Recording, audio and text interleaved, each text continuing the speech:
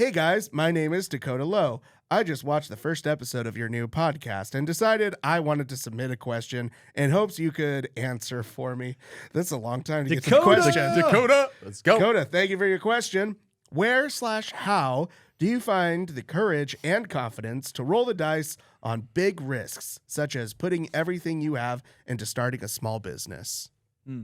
How do you feel comfortable investing the risk? Yeah. When do you know it's good, I guess? Well, I would say that there is no comfort in it. So there is no the idea that you're going to be comfortable taking a big risk is impossible in my opinion. Like those things don't exist. Yeah.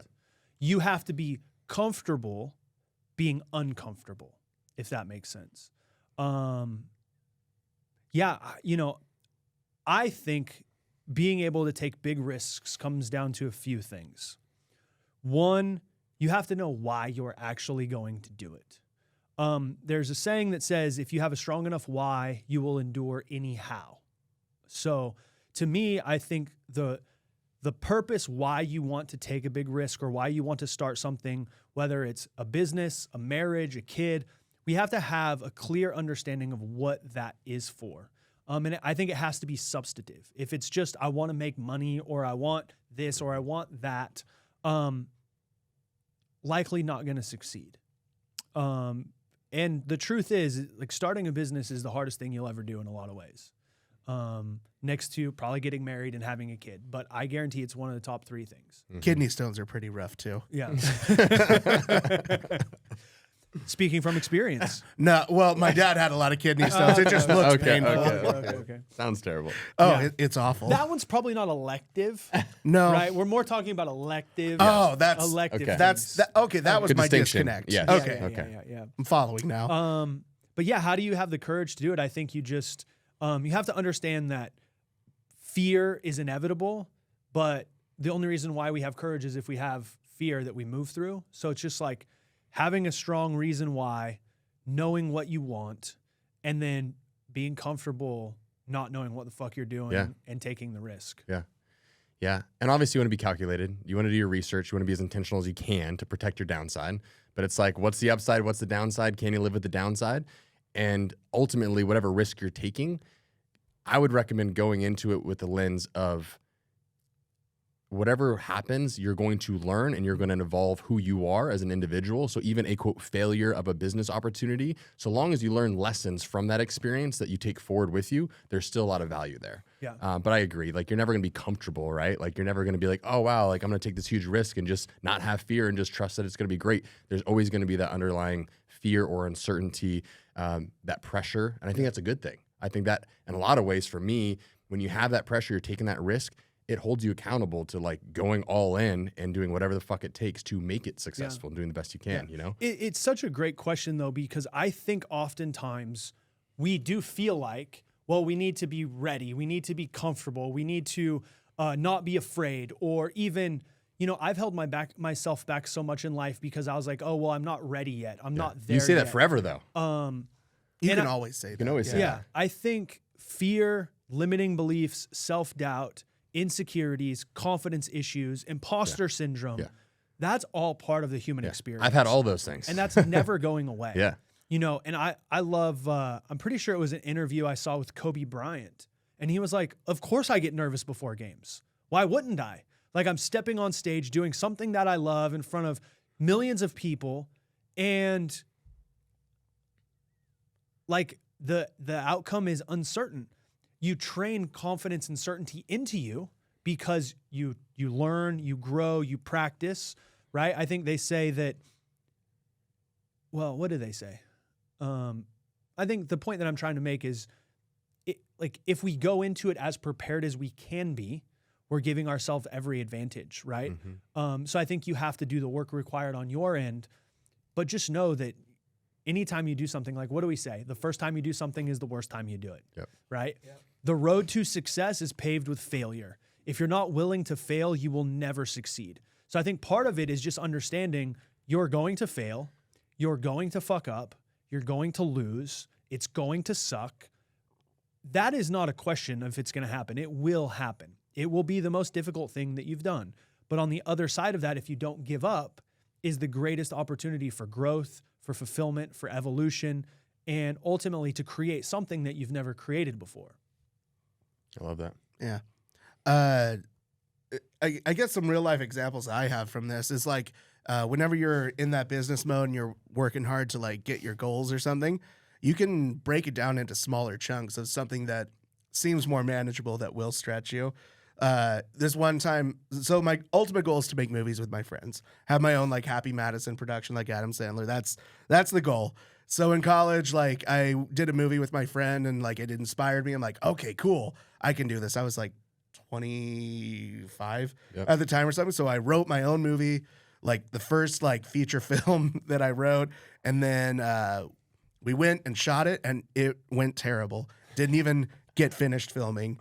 And like, I really let it scar me for a long time. I was like, oh my gosh, this is so hard. I can't do it. And then I didn't attempt to do like any other movie thing until like 2020 when, and I had spent like 6 years just like working on commercial sets and writing and doing all that stuff. So I was like in the industry, but I never wanted to like take a step out again. I finally like got enough courage because my buddy made a movie and it took him like 2 years to finish it or something like that. And I just casually joked, I'm like, dude, I could make a movie in a week just because like I knew like all the like little things. It's a terrible movie. You can watch it on YouTube. It's called Searching for Bigfoot. Completely awful. It's terrible, unwatchable. But I still made it in a week. And, in a week? Yeah, in a week. We did it in a week. We filmed it all in one day because with the way of like making a 90-minute feature film, I broke it down. I was like, if I can film 3 hours of footage with just my friends talking and dialogue and just being like improv comedians and just bullshitting the whole time through it, I could make a movie. And so I just broke it down to the most simple thing and made a really terrible movie. But because I was able to make that 90-minute movie, it gave me confidence to try something a little harder. Yeah. And so we made a second one, this other comedy, still improv, didn't write all the dialogue down or anything like that, just came out with plot points. Did that like 2 more times. And then eventually last year got to make like an actual feature film that's coming out. But starting out with those small pieces and working through that process really helped to like, I don't know, just that's what gave me confidence. Get the reps up. It gave me confidence. It's still hard. Yeah. Like it's one of the hardest things you'll ever do, starting your own business, and you're totally right with that. But taking the steps and going forward to do those difficult things and having confidence in your past mistakes, it helps. Yeah, I think ultimately creating or doing anything we've never done before is more of a mindset game than anything else. How do you create the motivation, the focus, and the resilience to push through the uncomfortable times, the challenges, the failures, and not get discouraged? Mm-hmm. You know, they say oftentimes success is moving from failure to failure without losing without getting discouraged. So for me, I mean, you know, when I got my start, I was a scared broke kid who had no money, no contacts, no experience. I put $100,000 on credit for my very first business because I had all piss and vinegar and excitement. I'll figure this out. And I went bankrupt at 23. And the only way I was able to overcome that was having the courage to say, this was my fault. My life is my fault. I fucked up. I can't blame anybody else for this. And then I had to be honest with myself and realize that the reason why I fucked up is I had no skills. I had no experience and I had no idea what I was doing. So then I committed to constant and never-ending improvement. It's like, if something is going to change in my life, I have to change. And our life is won or lost in the conversations that we have with ourselves.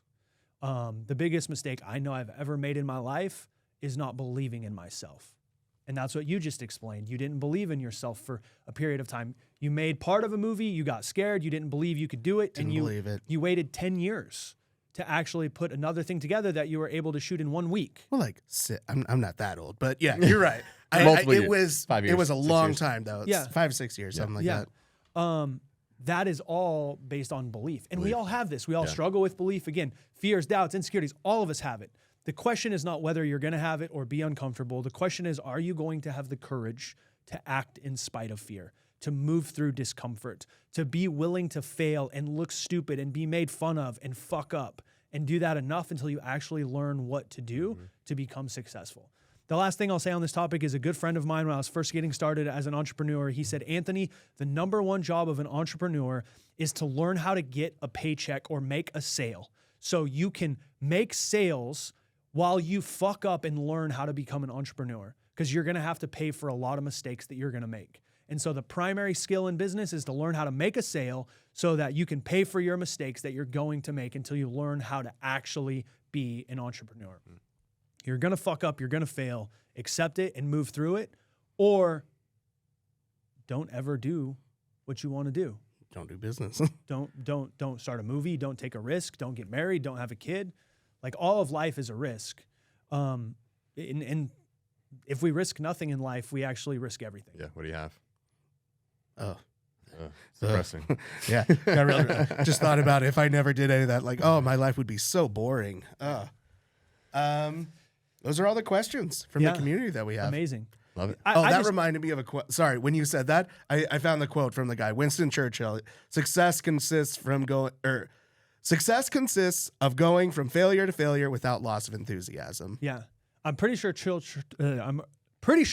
Churchill also says failure is not fatal. Yep, he did say he what got it really drunk. Yeah, that's a famous quote. He slurring the got words. really drunk.